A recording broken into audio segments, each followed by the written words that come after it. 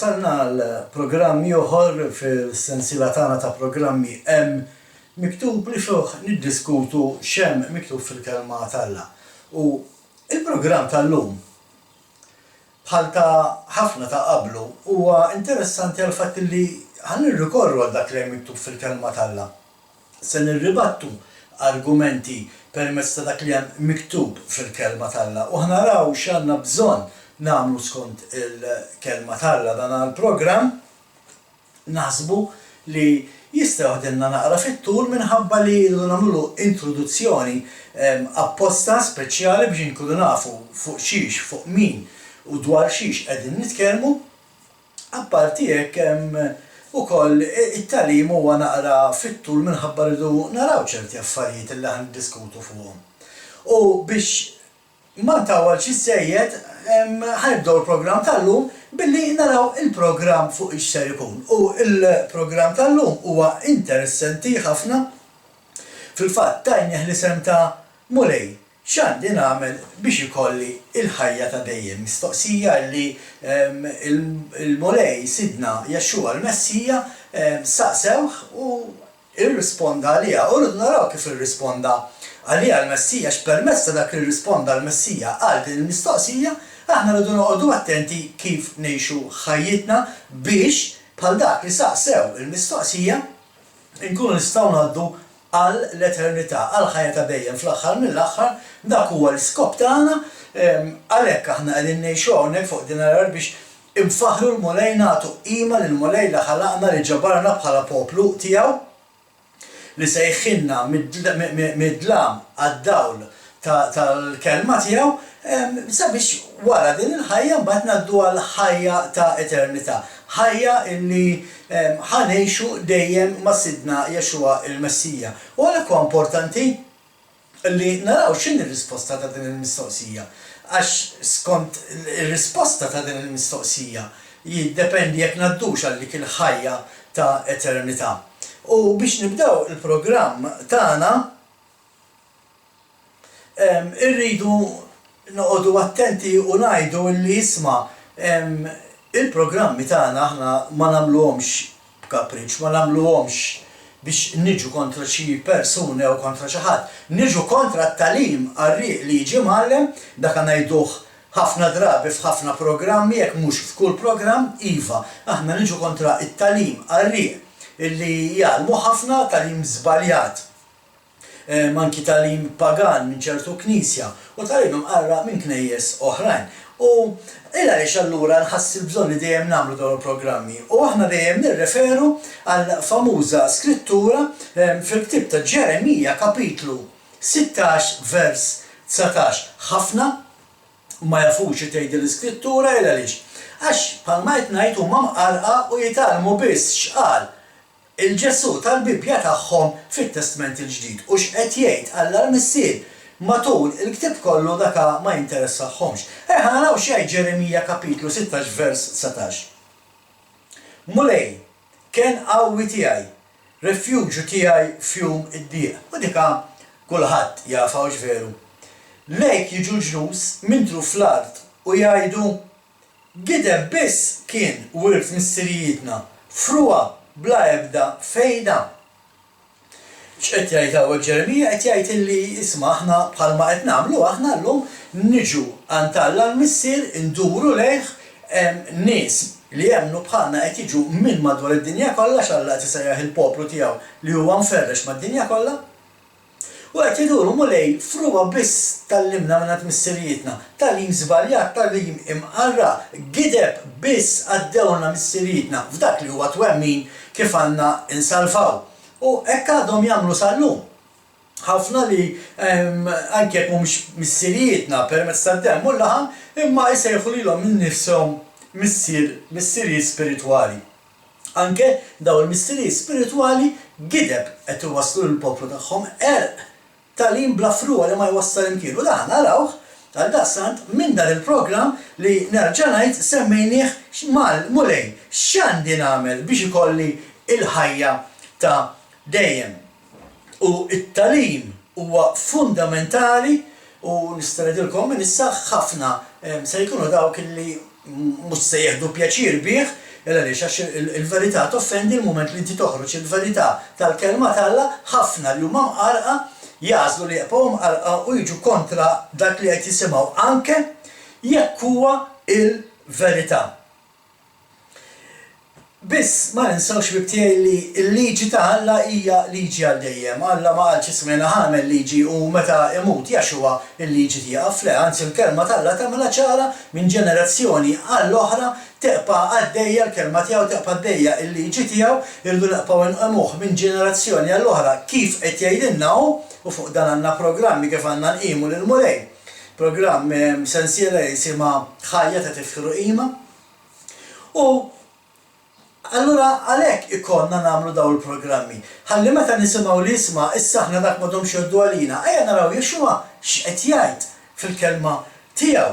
U bil-fors biex nibdew il-programm tagħna allura irridu naraw li Kristu qatt ma waqqa il-liġi, dik il-ħaġa li jgħidu Jexua waqqa l-liġi qatt ma saret u ejja ħanaraw 4 skritturi minn ġol kelma tal-Alla ħanaraw 4 skritturi li jikkontradixxu dan it-talim li jgħidu li l-kelma il-liġi tal-Alla issa waqgħet. U nitlobkom tmorru miegħi fil-ktieb ta' Deuteronomju fejn kapitlu 11 vers wieħed jaqra hekk. Ħobb il-mulej Alla tiegħek u ħares kull min jrid li jitħares. Il-praċetti tiegħu u d-digriti tiegħu u l-kmandamenti tiegħu f'kull żmien. Ħanaġa naraħ, ħobb il-mulej Alla tiegħek u ħares kull ma jrid li jitħares. Il-praċetti tiegħu u d-digriti tiegħu u l-kmandamenti tiegħu f'kull żmien. Mela l-kelma qed tgħidilna hekk li biex tħobb l-Alla trid inti tagħmel dak li Alla jridek tagħmel, trid tħares dak li Alla jridek tħares. U allura il-mulej tgħidilna titħares il-praċetti tiegħi, id-digriti tiegħi u l-kmandamenti tiegħi.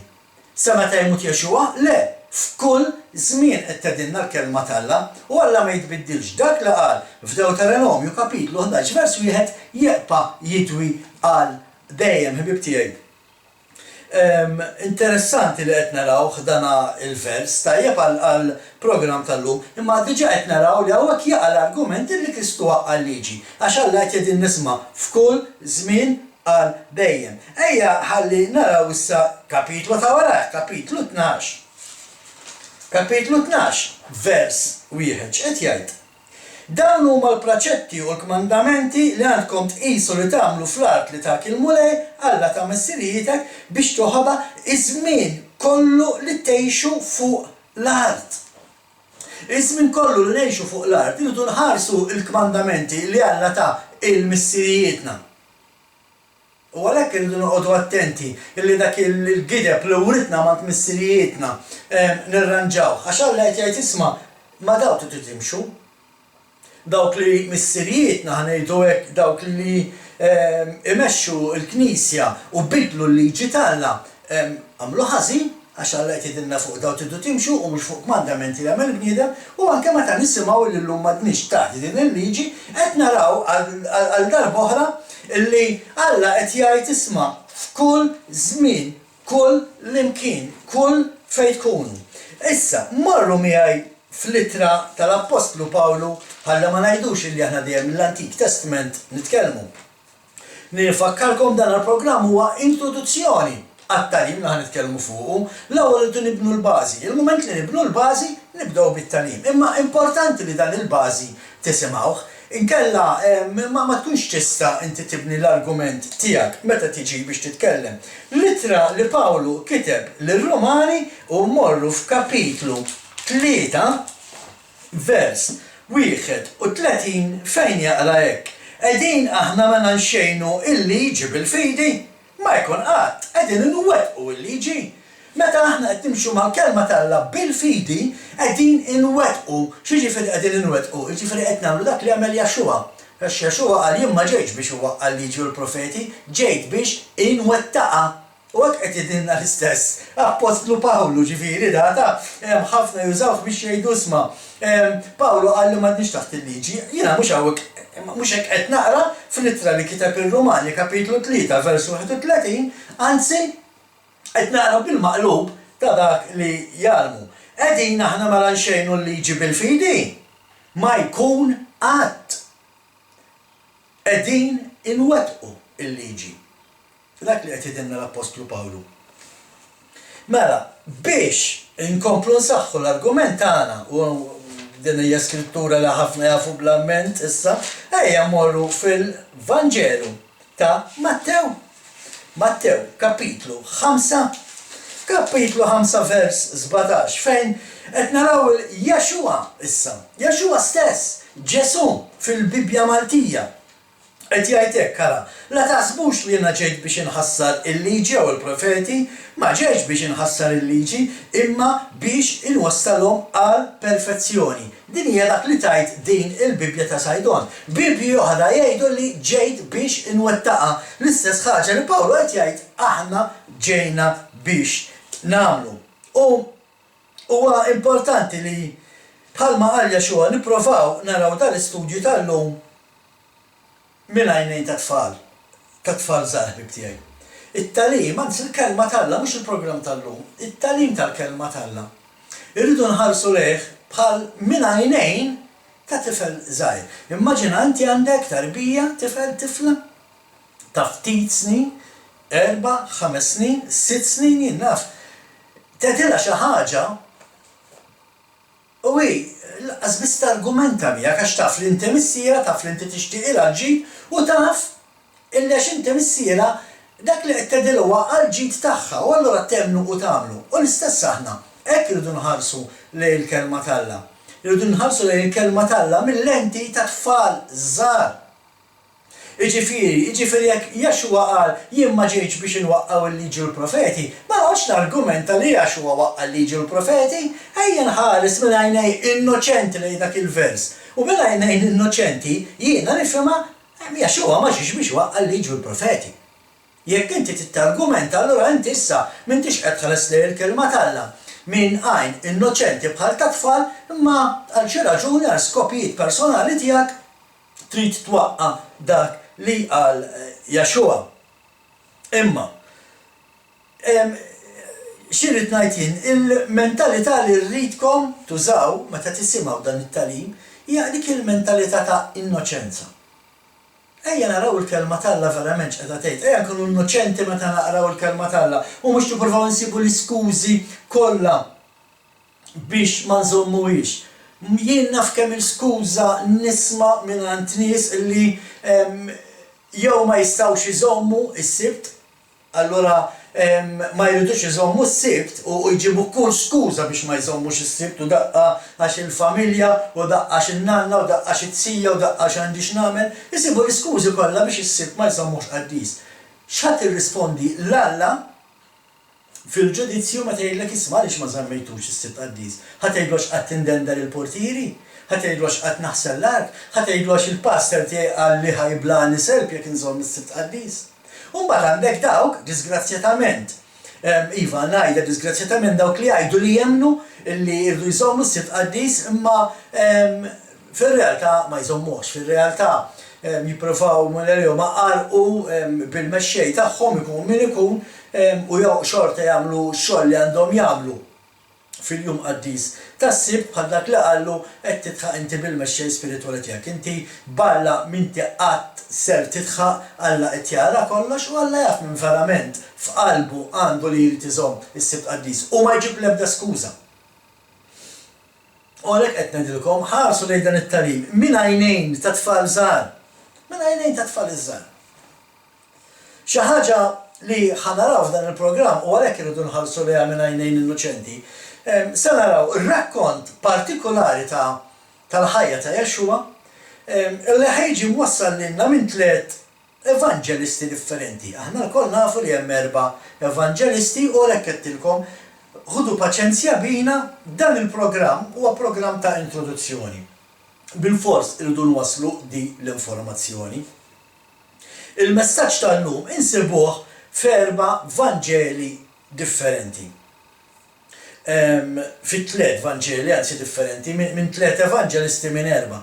U kull darba għalkemm ir-rakkont huwa differenti tal-istess storja u daw ħanaraw fil-programmi li ġejjin, għalkemm ir-rakkont kif inhu miktub, kif inhu imnisser biex naraw aħna huwa differenti, ir-risposta tiegħek huwa dejjem l-istess.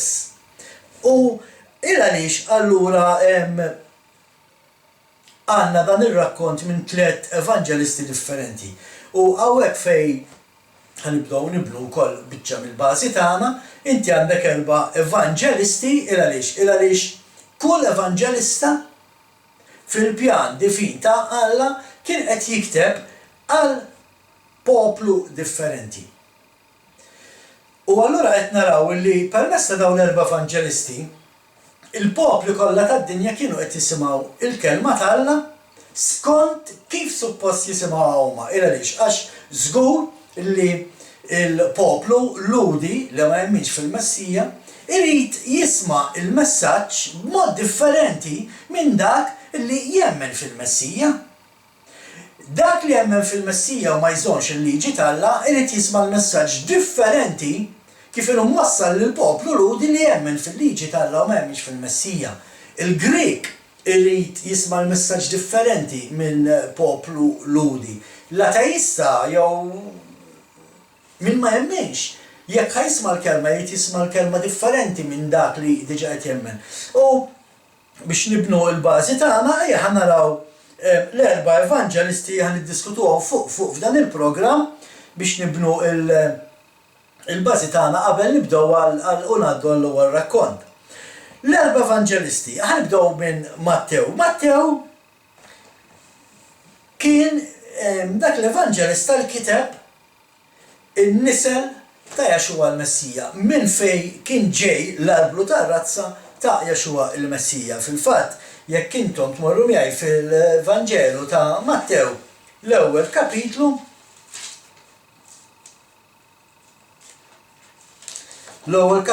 vers wieħed ta' Mattew jgħid hekk. Ktieb in-nisel ta' Jaxua l-Messija, bin David bin Abraham. Mela diġà qed naraw illi n-nisel ta' Jaxua l-Messija ġej minn Abraham. Xi ħaġa importanti li mhux noqogħdu nisklu fiha f'dan il-programm, xi ħaġa li Alla anke qal l-Abraham illi ibirek kull min ibirek l-Iżrael, kull min ibirek l-Abraham Alla jbirku, kull min ibirek l-Iżrael Alla jbirku, kull min ibirek iż-żerrija ta' Abraham u ż-żerrija ta' Abraham fl-aħħar mill-aħħar qed naraw illi huwa ħadħlif Jaxua il-Messija.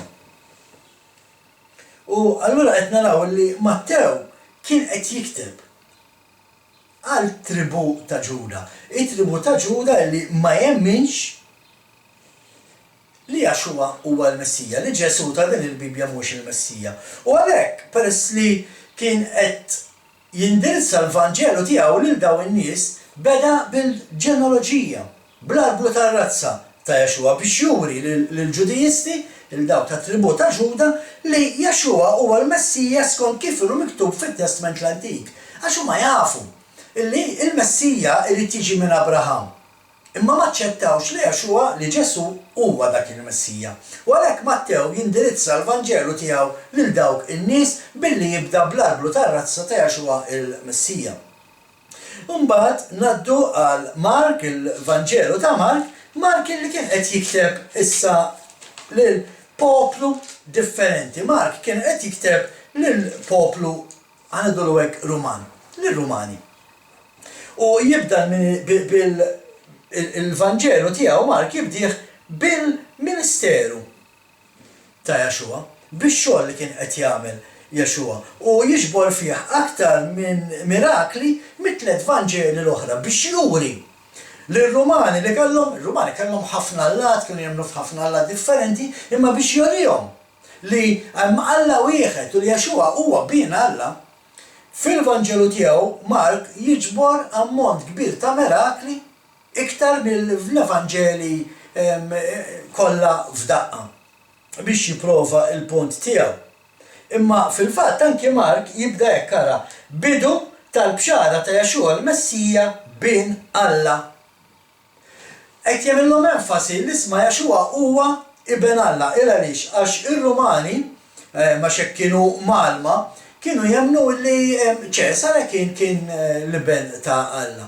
U Mark f'dana il-Vanġelu tiegħu rid jagħmilha ċara l-isma' ibn Alla wieħed biss huwa Ġesu, huwa Jaxua u ħadd aktar.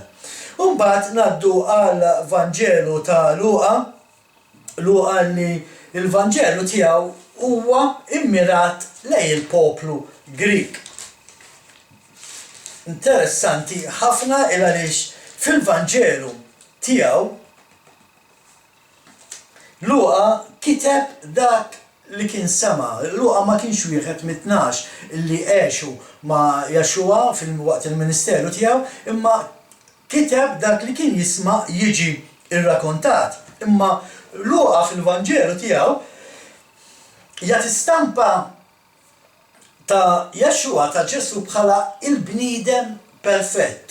Xi ħaġa l-Griegi kemm fil-poeżija tagħhom, fil-letteratura tagħhom, kif ukoll fl-arti tagħhom dejjem fiċċewa di. Jekk intom taraw pereżempju arti Griega dejjem taraw dak il-bniedem mimli muskoli bis-six-pack, sabiħ, bniedem li xkien tħares lejh tajt kemm sabiħa il-forma tal-bniedem għax jagħmluha perfetta. Fil-Vanġelu tiegħu Luqa prova jagħmel hekk, ipenġi Jaxua bħala daka il-bniedem perfett. Imbagħad ukoll anke Luqa jagħmel riferenza jekk imorru fil-Vanġelu ta' Luqa pereżempju kapitlu 3. Luqa kapitlu 3 vers 38 Luqa 3 38 għaraw xejdilna. Luqa 3 vers 38. Meta wkoll qed jagħti il-nisel il-ġenealoġija ta' Jaxua l-Messija qed jgħid bin Enos, bin Set, bin Adam, bin Alla. Anke Luqa qed jgħid isma' dan huwa Jaxua ibn Alla, l-ġenealoġija tiegħu jispiċċa hekk. U mbagħad ngħaddu għall-famuż Vanġelu ta' Ġwanni li huwa miftuħ għal kulħadd. Vanġelu li kulħadd għandu jaqra huwa mirat għal kulħadd. Kif nafu li huwa mirat għal kulħadd? Għaliex Ġwanni kien wieħed mit-tnax, kien wieħed xut illi raba jnejh sema b'widnejh x'kien jgħid Jaxua, x'kien jagħmel Jaxua. U għalhekk qedtilkom ħbib tiegħi. F'daw l-4 rakkonti hemm rakkont partikolari li huwa rrekordjat minn 3 minn dawn l-Evanġelisti. Aħna rawhom ta' ġifieri fil-programm li jmiss. U jiena bħalma dejjem ngħid jekk Alla qed jgħid xi ħaġa u qiegħed jirrepetiha, mhuwiex qed jirrepetiha għal xejn. Qed jagħmel enfasi fuqha sinjal li hemm skop, sinjal li jrid il-messaġġ jasal. Dinna narawha xi ħaġa konsistenti fil-Bibja kollha, fil-studji tagħna, anke meta qed naraw ċertu studji li qed nagħmlu bħalissa Alla dejjem jirrepeti ċerti affarijiet, dejjem pereżempju l-weda tal-ħelsien li kien ser jeħles il-poplu tiegħu li jenna ġifieri minn l-Eġittu li konna fih u se joħriġna u joħodna fl-arti mweda, xi ħaġa li Alla rrepetija ħafna drabi bil-profeti differenti. Illa li xax jagħmel enfasi, qed jgħidilna isimgħuni, emnuni. U l-istess ħaġa meta qed naraw dan ir-rakkont li ħanistudjaw f'din is-sensiela, Alla qed jagħmel enfasi sabiex nemmnuh, sabiex aħna permezz li nemmnu l-kelma tal-Alla irrabbu l-fidi. U nsirru nafu x'irridu nagħmlu għax din hija s-sabiħa ħassa l-mistoqsija di mulej. X'irrid nagħmel biex ikolli l-ħajja ta' dejjem? Naraw li fil-Vanġelu tiegħu l-Apostlu Ġwanni pereżempju jgħidilna li għamel ħafna sinjali jekk intom taqraw pereżempju jekk morru miegħi fil-Vanġelu ta' Ġwanni kapitlu 20. Morru miegħi fil-Vanġelu ta' Ġwanni kapitlu 20 u ħanaqraw versi 30 u 31. Għamel Jexua ħafna mirakli oħra qudiem id-disċipli tiegħu imma li mhumiex miktubin f'dan il-ktieb. Dan huma miktuba biex temnu li Jexua u l-Messija bin Alla u biex meta temnu ikolkom l-ħajja f'ismu. Mela anki Ġwanni qed naraw qed jagħmel enfasi li Jexua huwa iben Alla, imma fl-istess ħin qed jgħid nisma' ħafna iktar mirakli minn dawn. Interessanti, kemm għamel mirakli Jexua? Għaliex interessanti? Għaliex fl-aħħar xorta qatluh, xorta memnuħx. U għawek fejn irridu noqogħdu attenti, u anki f'din is-sensiela ħafna ħajamlu bħal daw in-nies. Għax il-mistoqsija tagħna hija di, imma di raw dal-mirakli kollha, raw daw il-fejqan kollu, kif jista' jkun memlux minnu u waslu biex salbuh. M'għandix dubju kieku konna aħna minflok dak in-nies konna nagħmlu l-istess bħalhom. Għaliex għax Alla stess qalilna intom poplu raskom ibsa. U minn din is-sensiela li ħanagħmlu ħadd irrealizzaw kemm intom raskom ibsa għax anki waqt li ħadd issimgħu l-verità m'intomx ser temnu m'intomx ħadd taċċettaw dak li ħadd isimgħu. L-istess bħal dan il-poplu. Ra bajnejh, sema bajnejh, esperjenza l-fejqan ta' Jexua minn mar fiżiku u xorta akkużah u għajjat salbu. U għak se tagħmlu ħafna minnkom x'in tispiċċa din is-sensiela. Xorta ħatejlu u le mhux veru Jexua waqqa liġi dak li qed jgħid dada minn moħħu qed jivvintah. Nassigurakom illi dak li ħadd isimgħu f'dan il-programm ħbib tiegħi huwa dak li hemm miktub fil-kelma ta' Alla minn punto di vista ta' għajnejn innoċenti. Jiena ħanħares li l-kelma minn għajnejn ta' tifel żgħir. Ngħid illi jiena qatt ma smajt bil-kelma tal-Alla u ħanisma' l-ewwel darba biha llum. Ħanara x'qed jgħid Jexua. U għax qatt ma smajt il-kelma tal-Alla ma nistax nargumenta. U hekk se nagħmlu f'dan il-programm. U mhux qed ngħid li m'għandniex niċċallenġjaw dak li nisimgħu ħbib tiegħi ta' tifhmunix ħażin, x'hekk xi ħadd jiġi għalmek talim qarrieq, anzi inti kmandat minn Alla biex tikxef dak il-qerq u ħażin tagħmel jekk taħbih. Aħna lek nagħmlu dal-programmi ħalli ma naħbux il-qerq, nikxfu il-qerq li hemm idur madwarna u li qed jibla ħafna irwieħ.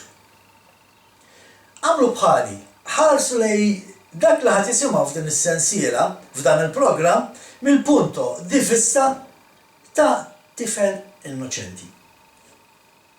Qedtilkom dana il-programm kien se jkun programm ta' introduzzjoni, fil-programm li jmiss ħanibdew bir-rakkont tagħna u ħanibdew niddiskutu il-mistoqsija u r-risposta ta' Jexua.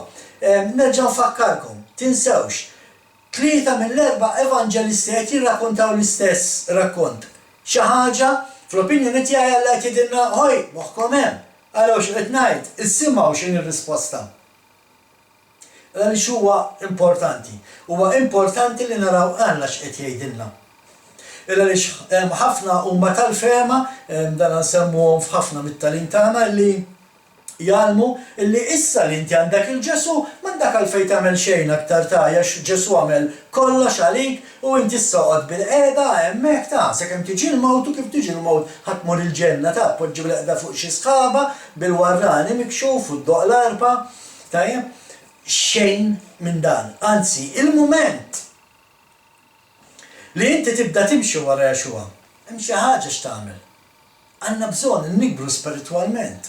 Illum dan il-programm qed jiġi rrekordjat fl-aħħar ġurnata tal-festa tal-mulej tal-ħobsazmu 7 ijiem ta' niklu ikel li ma jkunx fih ħmira ġo fih kif aħna kmandati minn Alla l-missil fl-aħħar mill-aħħar u hekk għadni kif għallimt dalgħodu waqt il-laqa qaddisa li aħna konna kmandati nagħmlu għax Alla jgħidilna nisma' fil-festi tiegħi tidu tagħmlu laqa qaddisa. U dinha kienet it-tieni festa, l-ewwel festa kienet il-ġimgħa l-oħra, il-ħamis tal-ġimgħa l-oħra, l-għada tal-festa tal-Għid il-Kbir, il-festa tal-Għid il-Kbir illi ħabtet nhar l-4 ta' April, illi kien l-14 ta' Nissan fuq il-kalendarju ta' Alla, u l-għada kienu jibdew il-ħamis allura 9 ta' April bdejt festa ta' 7 ijiem ta' ħobs għażmu, ħobs bla ħmira.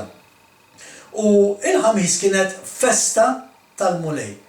aħna ta' Missjanik Malta iltqajna minna laqa qaddisa faħħalna l-mulej bil-kant, għamilna studju bibliku u mbagħad qadna nagħmlu il-fellowship normali tas-soltu.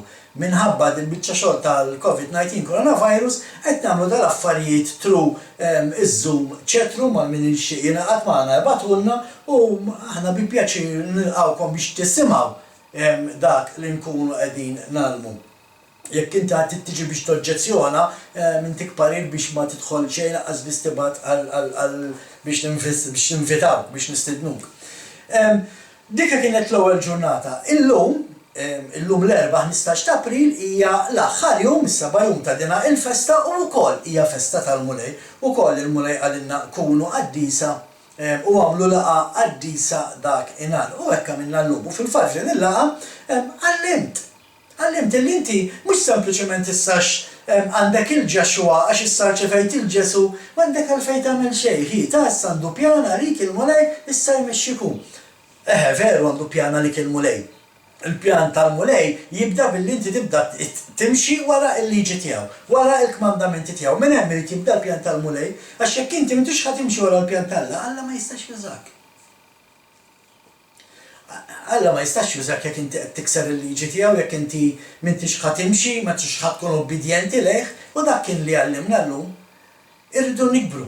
Irridu naraw, x'irridu nagħmlu. U dana ir-risposta ħajtijinna kollha Jaxua innifsu meta nibdew ngħaddu mbagħad għall-programm ieħor f'din is-sensiela, infakkarkom sensiela li jisimha Mulej x'għandi nagħmel biex ngħaddi għal ħajja ta' dejjem għall-eternità. Bħalma dejjem nidilkom ħbib tiegħi sakemm nerġgħu niltaqgħu qatt toqgħodu fuq dak li jgħid il-bniedem imma qogħdu biss fuq dak li hemm miktub. F'isem sħabi ta' Malta, Messjanika, intikom it-tislijiet, Shalom.